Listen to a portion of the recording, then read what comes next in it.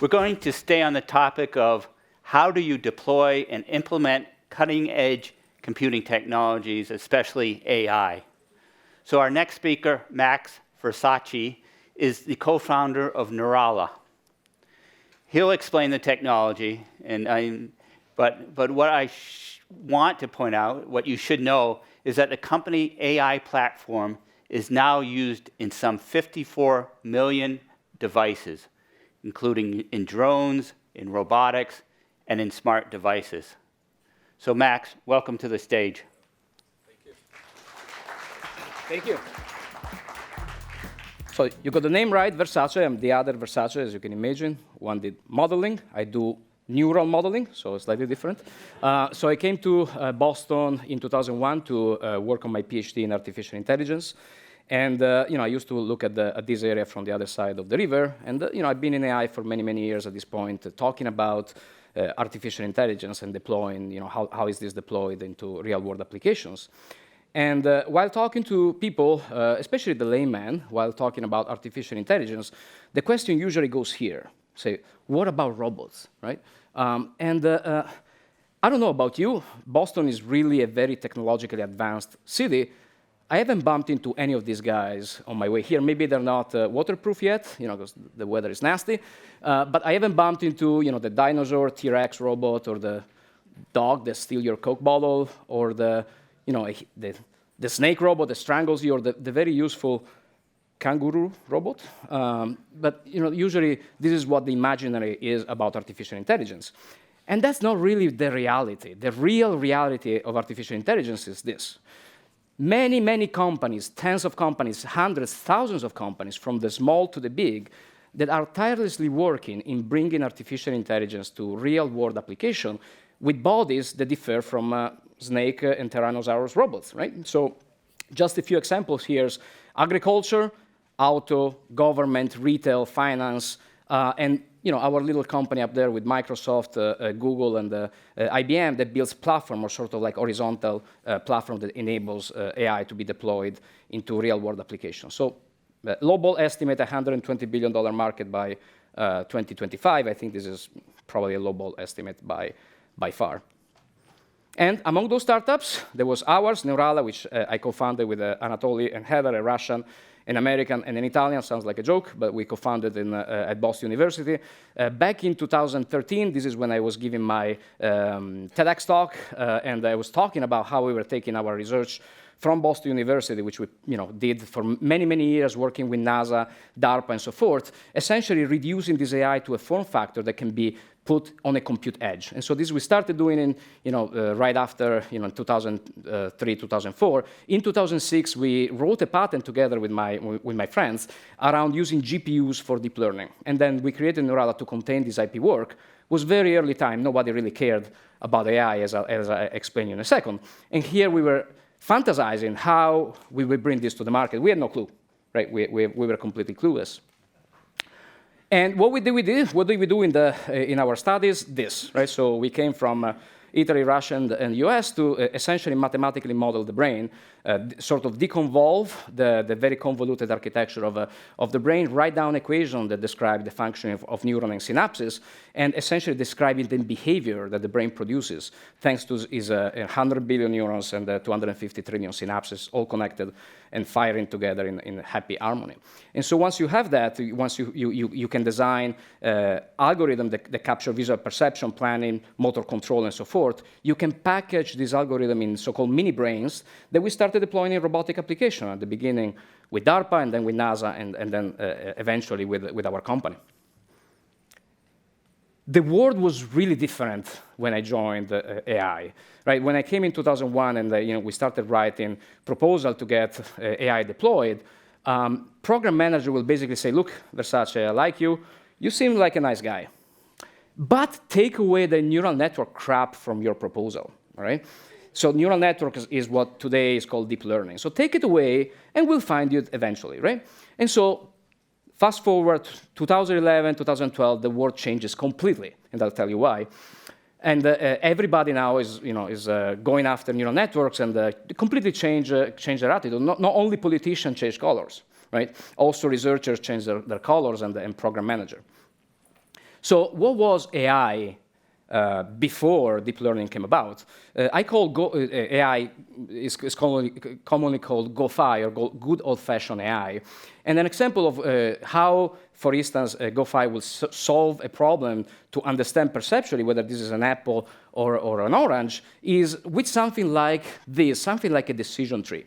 A decision tree basically says if something is a fruit, is roundish and is green, well, there is a high probability this might be an apple, right? So this is more or less how GoFi worked. And all the intelligence of the AI researcher was essentially in handcrafting. It was an artisan work, handcrafting this decision tree so that you will navigate in the right branch. Completely different approach is artificial intelligence as it is known today, which is neural network, which essentially all the intelligence of the designer is in creating the structure of the network and the learning laws that connect neurons with each other in the so-called synapses, which are the connection between neurons.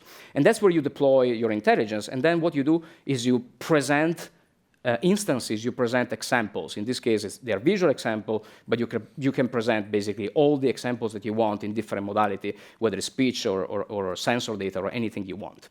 And so the whole idea is to build intelligence out of the data.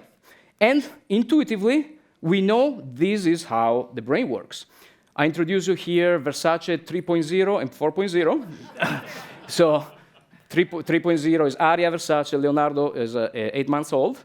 I have 4 kids. The idea that I can actually create intelligence with the traditional methodology and telling my kids exactly what to do is a fantasy. Whoever has kids, they know that you're talking to them, but they're really doing the wrong stuff, right? And so intuitively, we know even as parents, as we supervise these developing brains, we are only another variable in the environment. That maybe they pay attention a little bit more, but I've been told that when they grow older, they pay attention even less.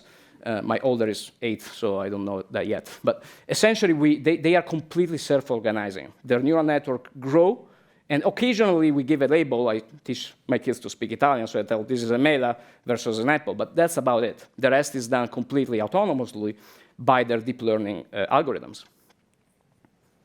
So in 2012, about 2011, 2012, there started to be enough computational power, interest from large companies, data available, so that these algorithms started to essentially beat every other competing AI algorithm in competitions, right? So you're doing 100 meters, either you're faster or slower, there is no conversation about it, right? If you are a higher precision, then you become the standard. So since that day, neural networks have become the standard virtually in every sort of competitions. So there is no more coming back, no more appeal for the so-called GoFi or good old-fashioned AI.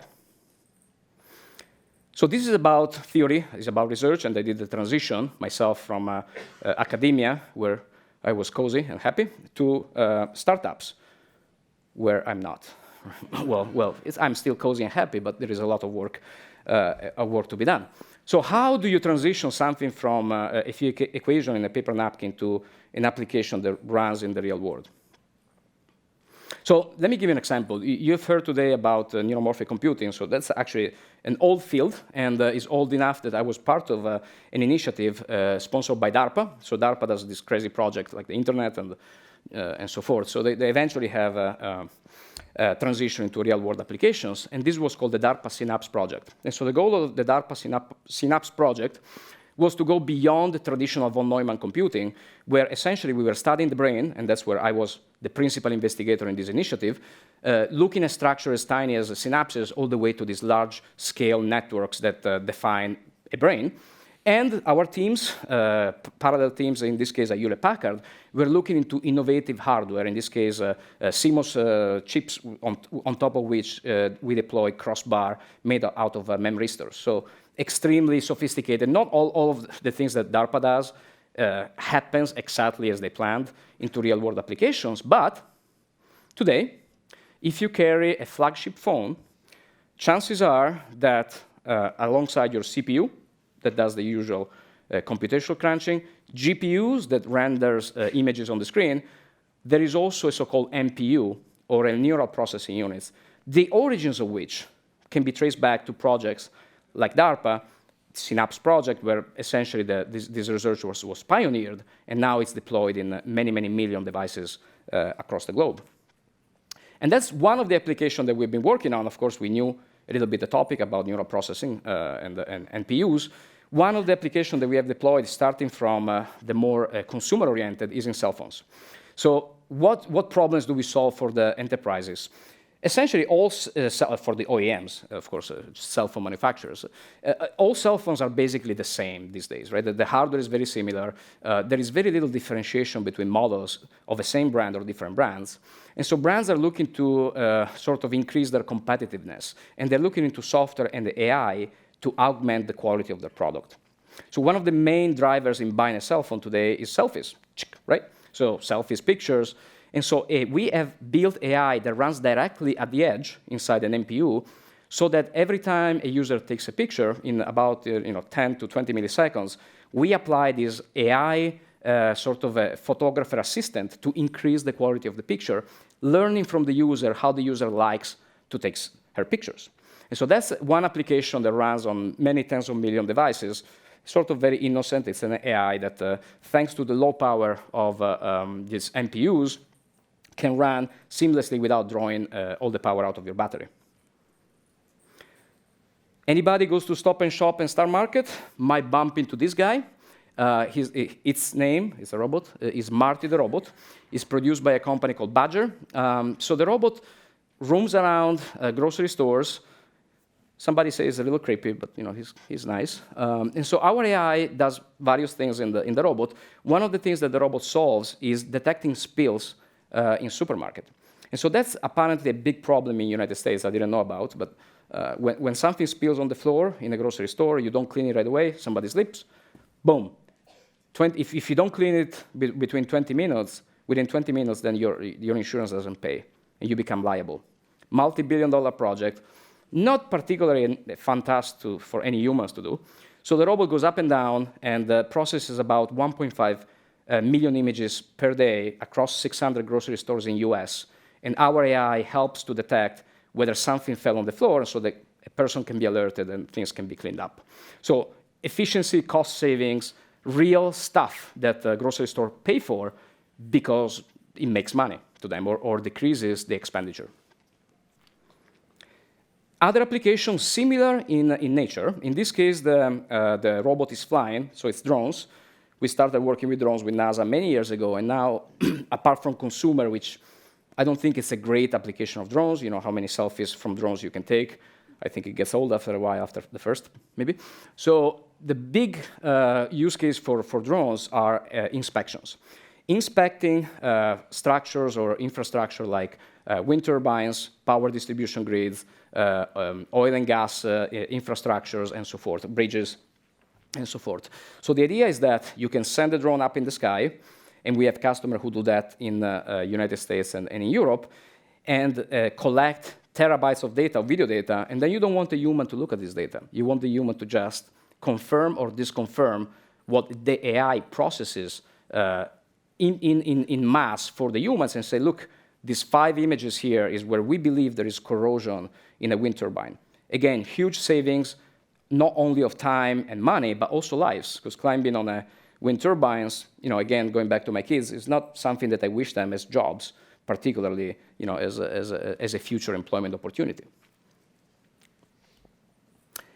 Then another use case is inside factories, inside machines, right? So, and we often talk about manufacturing, how jobs are going to be back in the United States finally, and the people are going to finally have jobs in manufacturing. Nobody wants to work in manufacturing. That's the truth, right? So the company we talk to say we have a problem.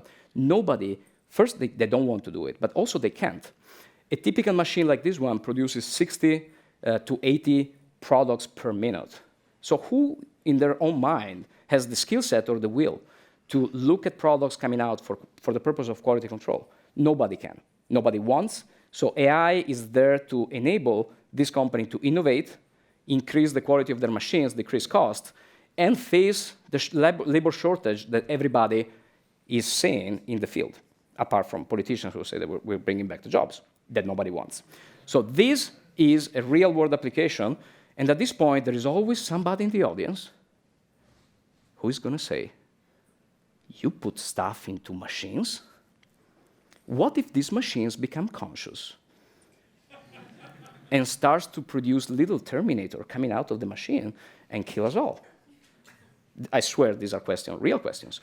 So it's almost Christmas. I'm going to take you on a quick detour on the AI apocalypse. All right, so a little brief history of how the world was destroyed in various phases by various technologies. And of course, a big part of the AI apocalypse is due to Hollywood, which has produced beautiful movies. The Matrix, one of my favorite, Blade Runner, so romantic, beautiful. But they're stories, right? They're stories. And going back to the past, there have always been people, modern people, maybe smoke too much, throw metal balls at trucks, electric trucks, break their windows. Also in the Middle Ages, there were people who were a little bit, picking up on these fears of people and to spread fear. And I remember the first time in Italy, the first apocalypse story I remember was the so-called mille e non più mille, 1,000, but no more of 1,000. So somebody read the Bible, and there was a passage in the Bible saying that we'll survive 1,000 years after Christ, but after that, no more, right? You remember how we all died? Okay. Well, this is, anybody recognize this show? Mad Men, one of my favorite shows. So at a certain point in the 60s, the computer is introduced. The computer is that guy, like this fridge-looking thing. And one of their characters, I think it was called Ginsburg, he was the creative genius, and at a certain point in the last scene, he cuts his ear like Van Gogh and says, goes away in a straitjacket and say, oh, the computer is going to kill me, thinking what I think is coming after me. Of course, many years later, we all use computer to work. Who remembers this one? Y2K? Do you remember when we all died in 2000 because we couldn't figure out how to change the date? The computer against kill us, right? So that's already the second time where we were exterminated by computers. So we couldn't change the date from 1999 to 2000, and the end of the world, we all burn in flames. But this is my favorite. Who remembers this? What happened 21st December 2012? Mayan, all right. So this is a particularly dear date to me because it's my birthday. My birthday falls on the 21st December, okay? So my sister-in-law, who is a little impressionable, she's from Iowa. So at a certain point, we were working with DARPA, NASA, building AI with robots, and she thought I was the Antichrist. So I couldn't tell her, no, that's fine, we're doing stuff, it's all good, it's all good. So I had to wait until the 22nd December 2012, and I called her up and said, Nicole, are we cool? We are cool. All right. We are cool. Coming back to reality, I hope you enjoyed the little Christmas story about apocalypses. So AI is here to stay. As we have seen, we have transitioned from good old-fashioned AI to real AI based on more biological approaches. Estimates talk about 64 billion IoT devices. I think there was we talked about IoT devices in the prior sessions by 2025. Many of the enterprises we are talking to, they are transitioning into AI applications. So 40% of digital transformation in 2019 are based on artificial intelligence. So that's great, but there is an equivalent sort of alarming statistics, which is basically all of the companies, minus a few, they are in trouble. They don't know how to transition. And the two main problems are lack of talent. So there are about 22,000 PhDs in AI in the world, half of which know what they're doing. And IoT infrastructure is not there to support AI, right? It's just too new. So what we believe there will be a major step forward, and that's what we are working on among other companies, is the equivalent that I recall when internet websites became popular, right? So at the beginning, when you had to design a website and people started to say, yeah, we need to have a website for our enterprise, you had to do it right in HTML code. So it was cumbersome. Sometimes you hire an external agency. The problem was to support it. As it grew, as the website grew, you have to call the agency, and they don't give you the source code. It's a mess, right? So it was expensive, cumbersome, until something like WordPress came about, which made building a website, maintaining it, completely transparent and not requiring any skill set in web design. And so eventually, everybody that didn't do any particularly custom stuff, transition to WordPress. So I think something similar is going to happen, is happening to enable these huge amount of enterprises, and there are a huge amount of initiative to be able to make this become a reality. Right? So there is not enough talent, and the IT infrastructure needs to be kind of modernized to make sure that this happens. So what do jobs are going to look like in the AI-powered enterprise? Well, they're going to look way less like this. So dull jobs are going to go away.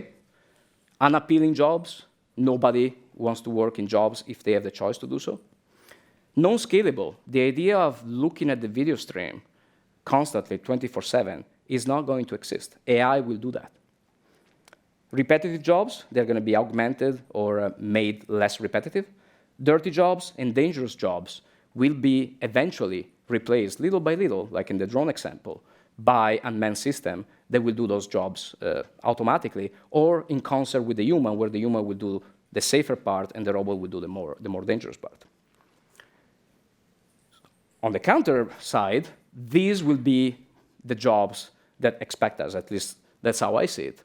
Jobs that will be augmented by AI. It's not true that AI substitute jobs. It augments the operator, it augments humans. Humans are in the loop. So many jobs will be augmented, so we'll have AI superpowers in a sense. Efficient, so jobs in which the human, for instance, in manufacturing, will be flanked by a robot, and together they will reach a new peak in productivity that otherwise was not reachable. Creative jobs, where AI still doesn't have the upper end. AI is really good at repetitive jobs, but where creativity comes into play, humans are still way ahead of the pack. And collaborative, so as we do less of that, repetitive, dull jobs, we have more time to interact as humans. And this is actually an interesting and somehow counterintuitive, right? So as we do less jobs, say operating machines, we have more time free to actually interact with people. So sometimes people don't think about that, but the fact that you're freeing up your time that you was devoted operating a machine means that you might have more time available to interact with humans. So I look forward, and I think that's the future of the AI enterprise I truly look forward working with. Thank you.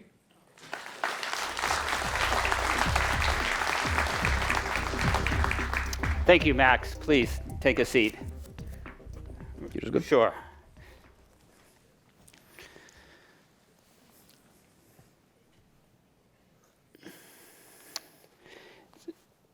I'm disarmed. So that's amazing. I really, going back to, was 2012, you made the transition from academia into the business world. Yep. Let's just go back for a minute on that transition, what you were thinking. Surely you did not know the sort of applications that you ended up working on. Yep. Or maybe you did, but I'm guessing you did not. So, A, what drove you to leave academia? And B, what was the process where you really honed in on what you thought would be the most effective use of AI? So first of all, it was very nonlinear, a very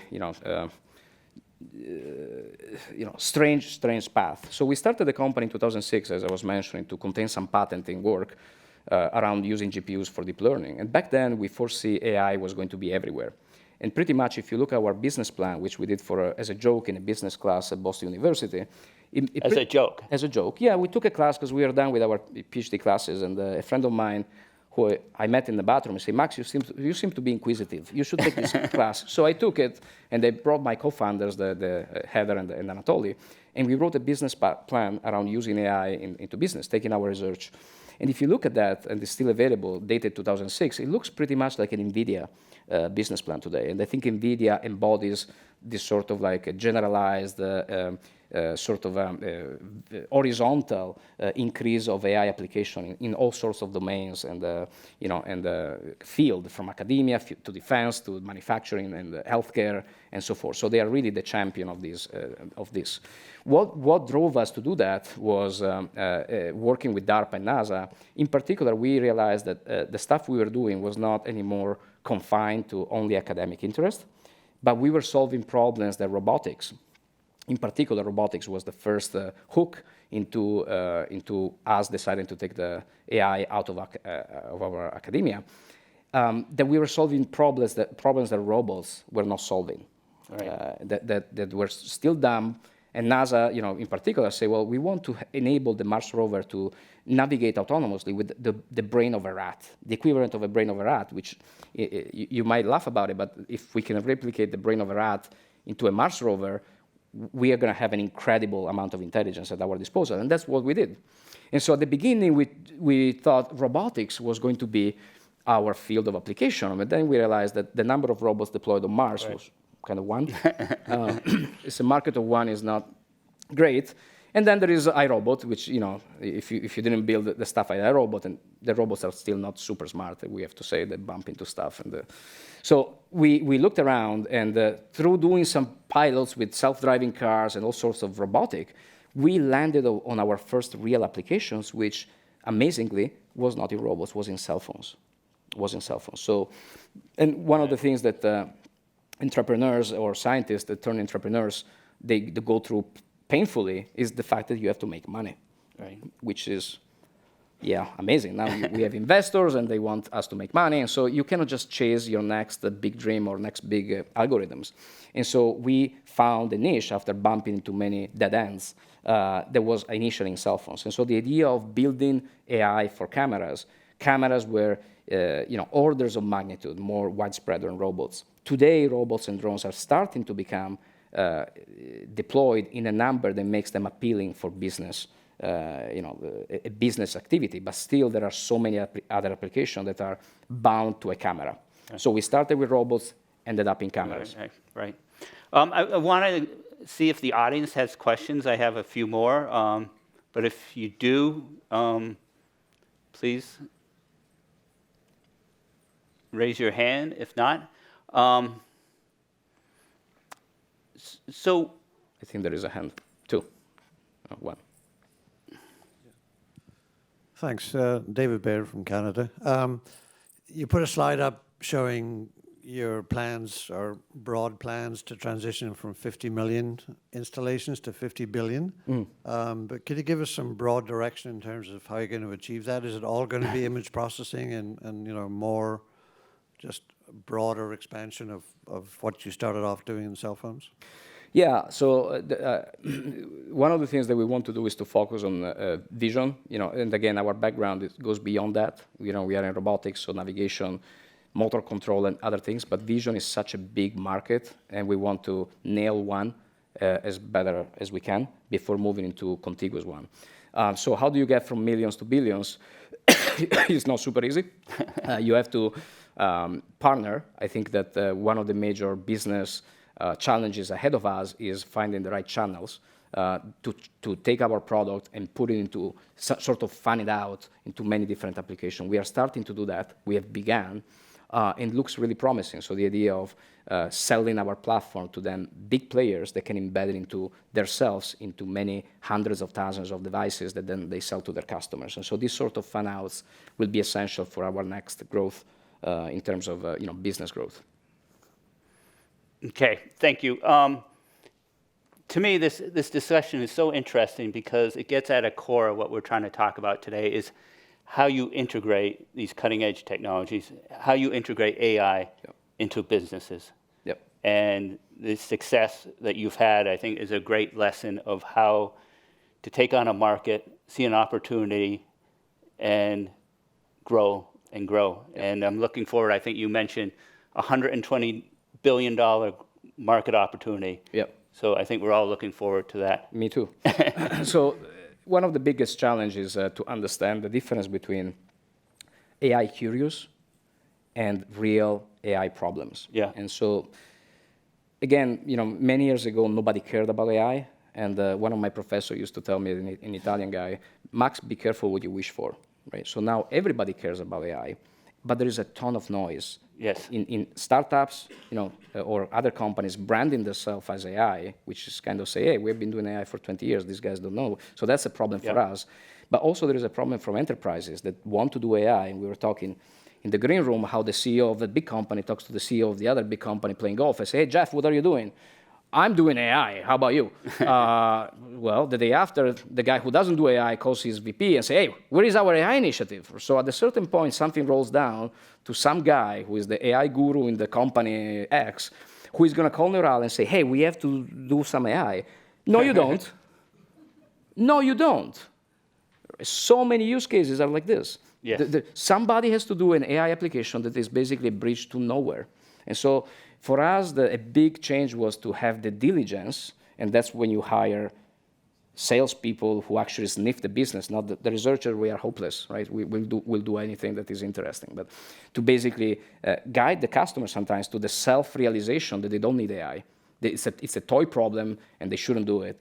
And then among the many useless ones, there is one that actually makes a ton of sense. And so that's where we press on the accelerator, and we drive them through the thinking, which often involves thinking about AI not as an isolated system, but in a complex where the human interacts with the AI, as I was talking, AI augmented reality, right? So many of our customers, they don't have AI there running wild, but the AI interacts with the human. So the system, understanding the system, where AI and the human play a role, that's part of the sort of the education or the discovery with the customer. And understanding your customer Yep. needs. Yep. Thank you, Max. I really enjoyed our discussion Thank you. today. Thanks.